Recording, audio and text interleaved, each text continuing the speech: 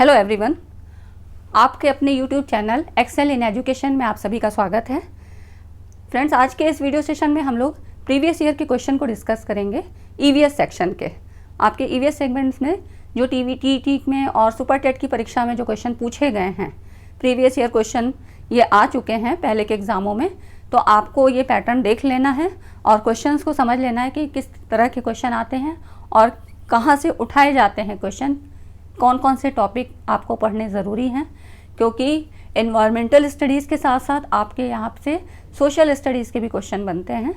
तो अगर आपने चैनल को सब्सक्राइब नहीं किया है तो सब्सक्राइब कर लीजिए और वीडियो पसंद आती है तो लाइक एंड शेयर करिएगा हमारे मोटिवेशन के लिए और लोगों तक भी ये कंटेंट पहुँचे। तो ठीक है फ्रेंड्स, आइए देखते हैं कि कौन कौन से क्वेश्चन थे। इसमें 30 क्वेश्चंस हैं और PDF भी आपको मिल जाएगी, डिस्क्रिप्शन में इसका लिंक मिल जाएगा, तो आप देख लीजिएगा, आंसर सही थे। चलिए स्टार्ट करते हैं। क्वेश्चन देखिए, यहाँ पर देखिए पहला क्वेश्चन है, इनमें से कौन वर्तमान राष्ट्रीय महिला आयोग की अध्यक्षा हैं? तो यहाँ पर ये 2018 में क्वेश्चन आया हुआ था और इसी तरह से क्वेश्चन आते हैं। तो मैं जो आपका जब आपका एग्ज़ाम होने वाला होगा तो उसमें एक वीडियो उस पर भी बनाऊँगी कि वर्तमान में कौन क्या है, क्योंकि यहाँ से आपके क्वेश्चन स्टैटिक जीके का पार्ट हो चाहे करेंट का पार्ट हो, यहाँ से शिक्षक भर्ती में भी पूछे जाते हैं और टीटी में भी आते हैं। तो यहाँ पर ये देखिए, वर्तमान राष्ट्रीय महिला आयोग की अध्यक्षा, ये 2018 का है। उस समय भी रेखा शर्मा थी और वर्तमान में भी यहाँ पर रेखा शर्मा ही हैं। रेखा शर्मा हरियाणा की रहने वाली हैं, तो राष्ट्रीय महिला आयोग की अध्यक्षा रेखा शर्मा। उसके बाद देखिए अगला क्वेश्चन है, दूसरा है, लोकसभा और राज्यसभा की संयुक्त बैठक किसके द्वारा आहूत की जाती है? तो इसका जो सही ऑप्शन है यह है राष्ट्रपति। राष्ट्रपति आप जानते हैं भारत का प्रथम नागरिक होता है और राष्ट्रपति ही प्रधानमंत्री की नियुक्ति करता है और प्रधानमंत्री के परामर्श से वो अन्य मंत्रियों की नियुक्ति करता है। ठीक है, अगला देखिए, संविधान के किस भाग में पंचायती राज व्यवस्था संबंधी प्रावधान दिए गए हैं? तो इसका ये ऑप्शन सही है, 9th। संविधान के भाग 9वें और अनुच्छेद 243 243 इसमें इसका प्रावधान दिया गया हुआ है पंचायती राज व्यवस्था का। अगला देखिए, 30 क्वेश्चन है इसमें इस सीरीज़ में। ठीक है, तो आगे भी मैं ऐसे ही क्वेश्चन आपको देती रहूँगी और आपको एक आइडिया लग जाएगा, आपकी तैयारी बहुत अच्छी होगी। 74वें संविधान संशोधन का संबंध है किससे है? यहाँ पर देखिए ये पॉलिटी से क्वेश्चन लिए गए हैं, तो ये है शहरी स्थानीय स्वशासन से। इसका सही आंसर ये होगा। अगला देखिए, किस गैस के वर्षा के पानी में घुलने से वर्षा का पानी अम्लीय हो जाता है? तो ये होगा सल्फर डाइऑक्साइड। ठीक है, सल्फर डाइऑक्साइड। सल्फर डाइऑक्साइड जिसको हम SO2 भी कहते हैं, ये गैस के वर्षा के पानी में घुलने से जो SO2 गैस होती है, जब इसका पानी वर्षा के पानी में घुल जाता है तो वो एसिडिक हो जाता है और ऐसी वर्षा ही अम्लीय वर्षा या एसिडिक रेन कहलाती है। आपने सुना भी होगा कि ताजमहल का रंग क्यों, मतलब उसका जो है थोड़ा वाइटनेस उसकी कम हो गई है, वो इसी कारण है क्योंकि मथुरा उसके पास ही है, आगरा के पास है, तो वहाँ पर तेल शोधक कारखाना है जिससे गैस वहाँ पे कौन सी रिश्ती है, निकलने वाली गैस है SO2। इसी गैस के जो है पॉल्यूशन के कारण ही उसका रंग, जो ताजमहल है उसका रंग थोड़ा सा येलोइश हो गया है। ठीक है, आगे देखिए, छठा क्वेश्चन है, भारतीय संविधान में विधि का शासन विचार कहाँ से लिया गया है? ये लिया गया है इंग्लैंड से। नेक्स्ट है, लोकसभा के चुनाव हेतु अधिसूचना कौन जारी करता है? तो ये करता है भारत का निर्वाचन आयोग। लोकसभा के चुनाव के लिए भारत का निर्वाचन आयोग ये सूचना जारी करता है और इसकी स्थापना 25 जनवरी को हुई थी 1950 में। ठीक है, 1950 में हुई थी और यह एक स्थायी संवैधानिक निकाय है। ये अक्सर पूछा जाता है, यहाँ से 2 क्वेश्चन बनते हैं कि ये संवैधानिक निकाय है या असंवैधानिक है, तो ये संवैधानिक निकाय है लोकसभा निर्वाचन आयोग। अगला देखिए, लोकसभा की कार्यवाही के प्रथम घंटे को क्या कहते हैं? इसको कहते हैं प्रश्नकाल। ठीक है, इसमें इस दौरान क्या होता है कि प्रश्न पूछे जाते हैं, जो सदस्य होते हैं वो प्रश्न पूछते हैं और जो वहाँ के मंत्री होते हैं वो उनका उत्तर देने की कोशिश करते हैं। प्रश्न भी 3 प्रकार के होते हैं, तारांकित होते हैं, अतारांकित और अल्प सूचना वाले। इस तरह से इसका आंसर हुआ। अब अगला देखिए, वर्षा जल संग्रहण क्या है? तो इसका जो सही आंसर है वर्षा जल का जमाव और भंडारण। इसका ये बी ऑप्शन सही होगा। भंडारण से मतलब है, स्टोरेज से मतलब है कि जो वर्षा का जल है और इस तरह से जो भी जल जो कि वेस्ट होने का उसकी स्थिति है तो उसको स्टोर करके और कहीं उसका रीयूज़ किया जाए। ठीक है। अगला देखिए, भारतीय गैंडे कहाँ संरक्षित हैं?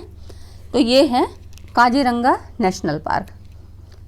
काजीरंगा नेशनल पार्क कहाँ पर है? असम राज्य में है। और इससे ये भी क्वेश्चन बनता है कि ये एक सींग वाले गैंडे के लिए प्रसिद्ध है। तो आज कई बार क्वेश्चन ऐसे भी पूछा जाता है कि एक सींग वाले गैंडे कहाँ पाए जाते हैं? तो काजीरंगा असम में।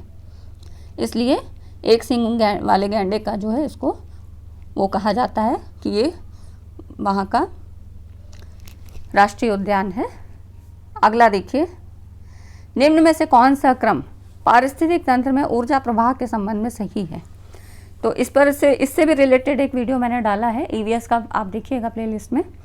तो वहाँ पे आपको बताया गया है कि कैसे इसका क्रम निर्धारित होता है कि एनर्जी का लेवल जो होता है उत्पादक से शुरू होकर और किस तरह से अपघटक तक आता है। तो इसके क्या होता है, पहला प्राइमरी सोर्स क्या होता है? उत्पादक होता है।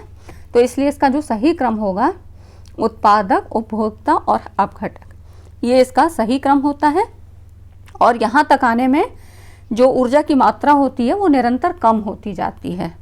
तो वहाँ पर मैंने बताया भी है कि 10% का नियम क्या होता है, लिंडमैन का नियम क्या है, ये सब आप वहाँ पे देख सकते हैं।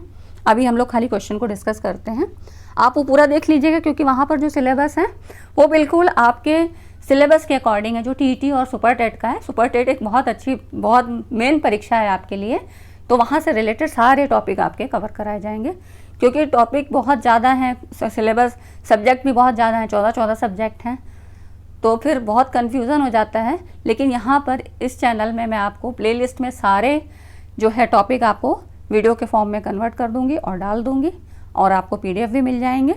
तो ठीक है, चैनल को सब्सक्राइब जरूर कर लीजिए, चैनल पे जुड़े रहेंगे तो आपका ही इसमें लाभ होगा। ठीक है, और पसंद आ रहा है तो वीडियो को लाइक एंड शेयर भी करिएगा। आगे देखिए, कौन सी ग्रीन हाउस गैस वातावरण में सबसे अधिक मात्रा में उपस्थित रहती है? तो ये कौन सी है? Carbon dioxide. यहाँ पर यह ऑप्शन इसका सही होगा। कार्बन डाइऑक्साइड मानवीय क्रियाकलापों के द्वारा उत्सर्जित होती है। मतलब मनुष्य क्या होता है, ऑक्सीजन लेता है और कार्बन डाइऑक्साइड को बाहर निकालता है। तो ये जो कार्बन डाइऑक्साइड होती है ये सूर्य से आने वाली किरणों को तो पृथ्वी पे आने देती है, परंतु पृथ्वी से वापस लौटने वाली जो किरणें होती हैं उनको अवशोषित कर लेती है। इस प्रकार पृथ्वी की सतह पर ये ऊष्मा बनी रहती है और इसी के कारण यहाँ पर क्या होता है, बहुत हीट हो जाती है और इसी को ग्लोबल वार्मिंग इफेक्ट कहते हैं। तो मेन कौन गैस हुई? उत्तरदायी गैस कौन सी है? CO2 है। अगला देखिए, किस वर्णक की उपस्थिति के कारण पौधे हरे होते हैं? तो ये होता है क्लोरोफिल के कारण।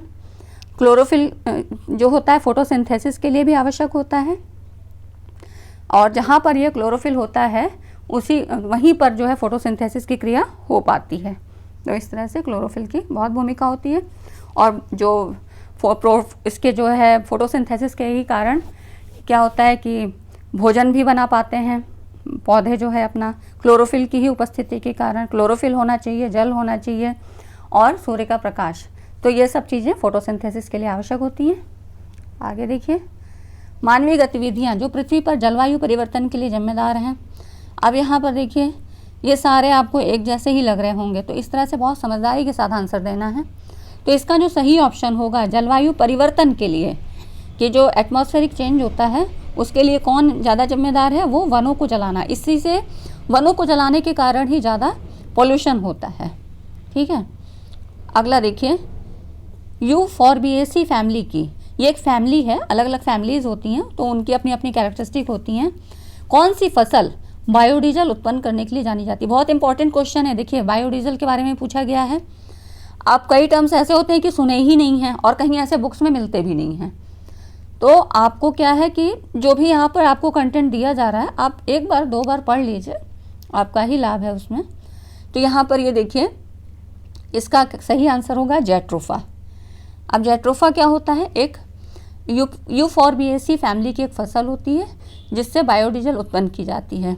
इस पौधे से जो प्राप्त होने वाले बीजों से तेल निकाला जाता है, करीब 25-30% तेल निकाला जाता है और इससे क्या होता है, फिर कार आदि चलाए जाते हैं, इसीलिए इसको बायोडीजल पौधा कहा जाता है। और कहाँ पर सबसे पहला जो है वो हुआ था, इसका पहला बायोडीजल कहाँ लगाया गया था? काकीनाडा, आंध्र प्रदेश में वहाँ पे लगाया गया था। तो ये अक्सर पूछा जाता है कि बायोडीजल पौधा कौन सा है, तो जैट्रोफा आपको याद रखना है। अगला देखिए, जड़ी बूटियों की रानी भारत के सबसे पवित्र जड़ी बूटी है। इस औषधीय पौधे का हिंदू धर्म में महत्व है और इसका वानस्पतिक नाम, साइंटिफिक नेम भी दे दिया है, ऑसिमम सैक्टम, ये इसका नाम है। इसको सामान्यतः किस नाम से जाना जाता है, मतलब इसको जनरली हम किस नाम से जानते हैं? तो आपको क्या है, ये बॉटनिकल नेम तो याद नहीं रहेगा, लेकिन क्योंकि ऐसे कह रहा है कि औषधि पौधे का हिंदू धर्म में महत्व है, तो इसमें से किस पौधे का है? तो तुलसी का है। ऐसे आप लगा सकते हैं। अगला देखिए, पीने के लिए सुरक्षित पानी को क्या कहते हैं? तो इसको पीने योग्य पानी कहते हैं, ठीक है, पोटेबल वाटर। अगला देखिए, वर्ष 1984 की भोपाल गैस त्रासदी निम्न में से किस गैस के रिसाव के कारण हुई थी? तो एक गैस थी MIC, मिथाइल आइसोसाइनेट इसको बोलते हैं, और इसके कारण हुई थी। ये क्या होती है? एक हार्मफुल गैस है जिसका उपयोग कार्बाइड कारखाने में कीटनाशक रसायन के निर्माण में किया जाता है। तो इससे काफ़ी सारा लॉस भी हो गया था, जो वहाँ के मजदूर मिस्त्री थे उनका बहुत लॉस हो गया था, काफ़ी लोगों की डेथ हो गई थी और कुछ बुरी तरह इंजर्ड हो गए थे। तो ये जो है वहाँ की एक बहुत फेमस घटना थी, मिथाइल आइसोसाइनेट के कारण हुई थी। अगला देखिए, विश्व पर्यावरण दिवस कब मनाया जाता है? बहुत इजी क्वेश्चन है, आप सभी जानते हैं, लेकिन अब हो सकता है इतना इजी ना पूछे, अब आपसे क्या है, थीम पूछ ले। तो ये भी 2018 में क्वेश्चन आया था, तो तब इसकी थीम जो थी बीट प्लास्टिक पॉल्यूशन थी 2018 में, लेकिन अभी 2021 में इसकी जो थीम है वो है पारिस्थितिक तंत्र की बहाली, मतलब इकोसिस्टम रिस्टोरेशन। ये है 2021 की थीम है, इकोसिस्टम रिस्टोरेशन, पारिस्थितिक तंत्र की बहाली। ये आप बिल्कुल याद रखिएगा, पूछ सकता है। अगला देखिए, MS स्वामीनाथन एक कौन थे? ये कृषि वैज्ञानिक थे। नेक्स्ट है, wild life institute of India कहाँ पर स्थित है? तो ये कहाँ पर स्थित है? ये देहरादून में स्थित है। नेक्स्ट है, प्रकाश संश्लेषण के दौरान हरे पौधे निम्न में से किसे सोख लेते हैं? तो ये किसको सोख लेते हैं? कार्बन डाइऑक्साइड को, ठीक है। जो मनुष्य के श्वसन के दौरान ये कार्बन डाइऑक्साइड निकलती है, इसी को पौधे ले लेते हैं, तभी वो एक बैलेंस बना रहता है। और जो पौधों के द्वारा ऑक्सीजन मिलती है उसको ह्यूमन बीइंग यूज़ करते हैं। अगला देखिए, अपशिष्ट उत्पादों को खाने वाले जीवों को क्या कहते हैं? इसको क्या कहते हैं? मृतक भक्षी, ठीक है। और अगला देखिए, यहाँ पर देखिए, तप्त भौम जल से किस प्रकार की ऊर्जा प्राप्त होती है? तो इसमें भी अक्सर कन्फ्यूज़न होता है। तो इससे कौन सी ऊर्जा प्राप्त होती है? भूतापीय ऊर्जा। ये ऊर्जा अपारंपरिक और मॉडिफाइड प्रकार का संसाधन है, इसको और अधिक मॉडिफाइड किया गया है। इस ऊर्जा में क्या होता है? पर्यावरण प्रदूषण नहीं होता है, अतः इसका उपयोग खाना बनाने, बिजली बनाने, ये सब में किया जाता है। तो इस तरह से ये भूतापी एनर्जी होती है। अगला देखिए, शोला घास स्थल कहाँ पाए जाते हैं? ये पाए जाते हैं पश्चिमी घाट। इसको हम आपका पढ़ाएंगे, जब ज्योग्राफी का पार्ट थोड़ा सा पढ़ाएंगे तो उसमें जितना आपके कंटेंट से रिलेटेड है वो सारा चीज़ आपका हिस्ट्री का हो, पॉलिटी का हो, ज्योग्राफी सब दे देंगे। तो आप लोग चैनल को ज्वाइन करिए। अगला देखिए, भारत में पेलिकन पक्षी कहाँ प्रजनन करते हैं? तो इसमें ये 3 जगह के नाम हैं, नेलापट्टू और कुंथनकुलम और कोकारेबेलूर। ये इसका जो आंसर होगा ये है उपर्युक्त सभी। यहाँ पर ये सभी जगह यहाँ पर रिप्रोडक्शन होता है। अगला देखिए, मीना माता रोग ऐसी मछली खाने से होता है जिसमें कौन सा जो है तत्व अधिक पाया जाता है? तो ये होता है इसमें पारा, Hg इसको बोलते हैं, Hg इसका वो सिंबल फॉर्म होता है। इसमें क्या हुआ कि यह बीमारी जो थी जिसको मीनामाता कहते हैं, पहली बार जापान में जो वहाँ की एक खाड़ी थी मीनामाता, इसके पास देखी गई थी, इसी कारण इसको मीनामाता रोग कहते हैं। और इन मछलियों को खाने से क्या थे, वहाँ पे काफ़ी लोग इफ़ेक्टेड हो गए थे, तो उनके जो हाथ पैर मुंह ये सब सुन्न हो गए थे और उनके सेंसेशन में भी गड़बड़ी हुई थी। हाथ और पैरों में जो है उनका जो मूवमेंट ठीक नहीं हो रहा था, तो ये सब जो है लक्षण उसमें पाए गए थे। अगला क्वेश्चन देखिए, ओजोन परत का अधिकतम ह्रास निम्न में से किस पर होता है? किस पर हुआ है? ये हुआ है दक्षिणी ध्रुव पे। नेक्स्ट है, इनमें से कौन भारत का प्रथम मुख्य न्यायाधीश था?